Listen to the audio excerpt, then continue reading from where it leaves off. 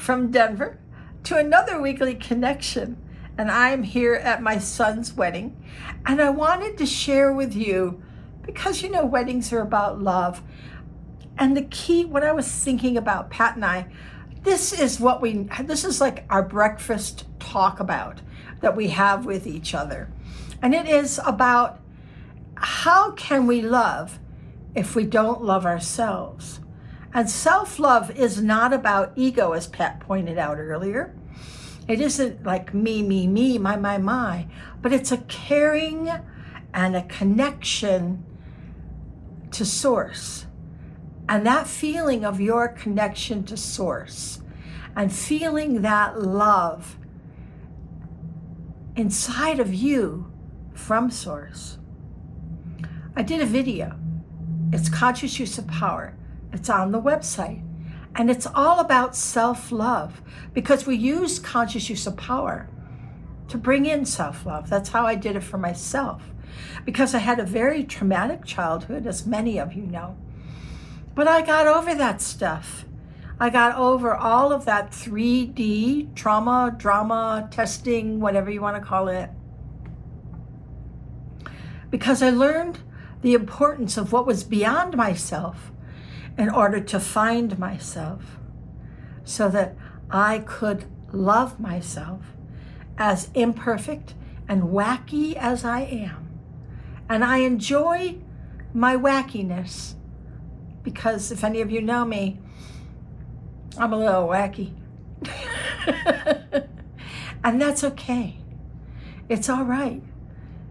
I enjoy being in love with myself. And I don't mean like I'm in love with myself like I'm the greatest thing in the whole wide world. I mean, I'm in love with the energy that has come into the body of Jackie, and having this life and taking this journey. In order to change the world, we have to love ourselves. It makes me tear up. We have to love ourselves. And if we're not loving ourselves, then that's your challenge today, to work on that. I have an exercise that I came into quite by accident. One day, I was in the mirror putting on makeup, and I have this mirror, because of my eyes, that you look way deep, like it's really magnified. And I found myself looking into my eyes, and I went, Who is it? Who are you? What are you? Why are you? I looked inside and I found me.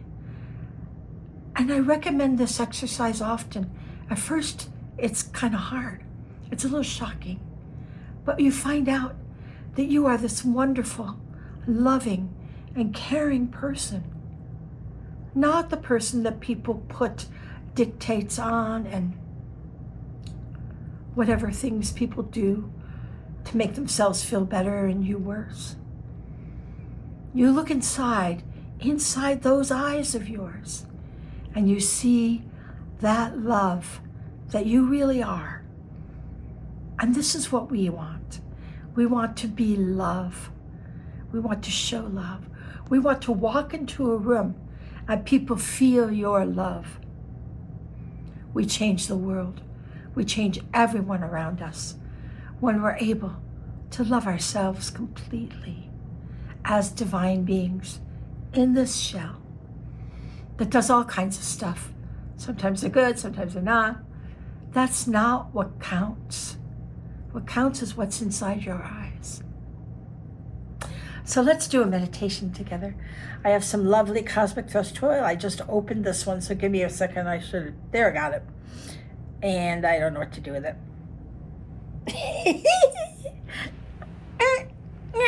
Okay. Do we rub it together? Bring it in all the way around. Cup your hands together. Oh, that is such a divine smell. I was so happy when they gave this to me. And we feel that energy connecting us heaven and earth and connecting us through the airwaves. And we feel our divine being that we are, who you really, really are. Have you been perfect in this life? No one has ever been perfect in their life. When I was first getting to know the Ascended Masters, it was interesting for me to realize that they didn't always have perfect lives. Yet they were able to overcome or understand, as we always say, that imperfection and know it's not who they are, and be able to put it into grace and love. So that scale of love and not love turns more into love. You need more love.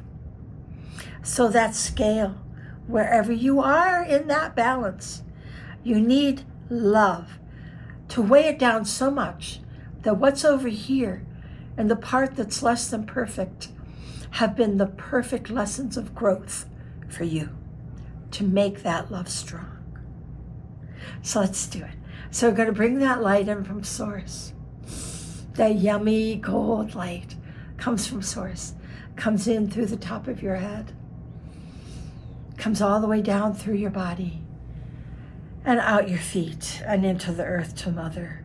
And that honey gold, viscous, yummy light fills you and feeds you with stamina, love, and courage. And the Mother holds on to that golden tether of that wonderful light and keeps you connected between heaven and earth. And then you bring that energy around the grid of the Mother and back up your back and back to Source, and now around and around and around you go. And you never stop, because that is your energy field, connected, so that you are that divine light as you look at your eyes in that mirror and find who you really are and love who you really are. And we bring that energy up our back and we waterfall it through all 12 auras. Bamity, bamity, bamity, bamity, bam. Fill them up as much as you can, as much as you can hold. There's never too much light. And we know that we are connected in that Source. And we bring our energy down through the well of the Mother below the root. And let's connect out all of those celestial beings that are connecting us with us and beaming that love back at us, because they know who we are and why we are and what we are. And we need to know and be in love with who we are and what we are and why we are. And when you have an oopsie moment, I call them magic moments. They're moments to have a pop quiz and learn and grow. Something you didn't understand. Now you got it. That's all it is. So we go through the well, and we know we are doing very well because we feel that connection coming back at us. And we bring that love in to our root, where we are shifting and changing that 5-strand DNA to that 12-strand DNA, completely based in love, not ego. You have an ego in 5D, but it comes from love and self-love. And we know, because as we grow on this journey as light seeds, we know and we feel all those dogmas and dictates of the sacral chakra that Lord Katumi goes ookie over are gone. We are coming from a loving, knowing space now. And when we don't understand, we have that oopsie moment. We have that pop quiz. Right on the spleen, we bring in that conscious use of power and we love ourselves. And we understand it. We love ourselves. And now we want to find out all the stuff we don't understand. The more you practice this, the littler the stuff gets. Littler and littler and littler, less often, more often in love, more often in harmony. And when we get something, here's what's great. We share it. We send it right out through the collective consciousness so that other people go, ah, I get it. And on that empathic shield, on that liver, which is that atomizer of emotion, we feel that love. And we atomize love from our empathic shield and from our heart, right out our heart, to the collective consciousness. And this is where everyone who feels your energy and comes in contact with you feels love. We are expressing ourselves as co-creators of a loving and dynamic world that we are walking to and connecting and making fifth dimensional. We express ourselves always and only in love. Well, that's not true now, is it? Because you might have an oopsie moment. You might have something that triggers you. That's okay.